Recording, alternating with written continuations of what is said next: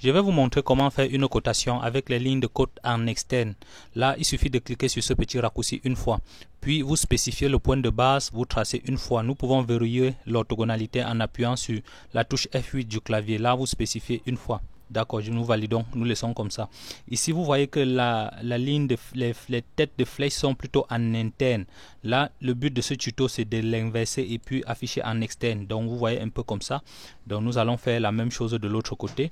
Donc, vous voyez un peu, lorsque vous vous rapprochez vers ce petit carré, le petit bouton radio là s'ouvre et puis vous pouvez dire inverser.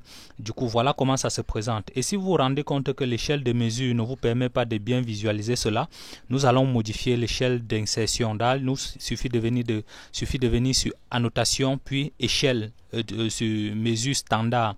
Nous allons modifier la valeur de l'échelle standard. Là, je clique sur modifier.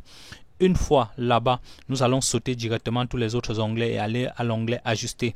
En lieu et place de laisser l'échelle de mesure à 1, nous allons multiplier toutes les autres valeurs par 3. D'accord, et puis je valide OK. Lorsqu'on va fermer et régénérer le circuit, échec et bam, ça va agrandir un peu la taille. Donc vous voyez là que ça ne montre pas aussi tellement grand. Et si vous voulez avoir ça un peu plus grand, donc en lieu et place de laisser 3 comme nous avions laissé, nous allons modifier et laisser plutôt 5. Là, ça va directement nous mettre quelque chose de bien grand. Là, du coup, je vais mettre 6 une fois. Lorsque nous allons régénérer le circuit, le chemin échec et bam, vous voyez comment ça trace les éléments vraiment en externe. D'accord. Vous voyez que nous avions pu multiplier ça. Donc nous allons encore refaire encore une autre chose. Là, je vais venir sur code linéaire. Je clique une fois, je spécifie le point de base. Là, je clique là une fois, je tire vers le bas. Donc voilà.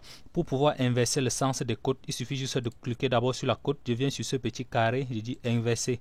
D'accord, je fais la même chose là, je me rapproche vers ce petit carré et je dis inverser les lignes de base. Donc voilà comment vous pouvez très rapidement faire des côtes avec des sens inversés. Là, je vais cliquer encore sur ce monsieur, je clique là une fois. Donc je valide un tout petit peu. Nous allons expérimenter encore quelque chose. Je sélectionne le graphe. En lieu et place de dire inverser, je vais dire côte des lignes de base. Là, je vais cliquer directement. Là, ça va nous permettre de modifier encore quelque chose de plus professionnel. Donc, vous voyez un tout petit peu comment ça se présente. D'accord. Et puis, il suffit de cliquer sur ajuster pour pouvoir quitter l'échelle de mesure. D'accord. Donc, vous voyez avec moi comment nous pouvons modifier l'échelle de mesure dans AutoCAD. Alors, les gars, je pense que c'est tout pour cette vidéo. Si vous avez des questions, n'hésitez surtout pas à me les poser dans la description.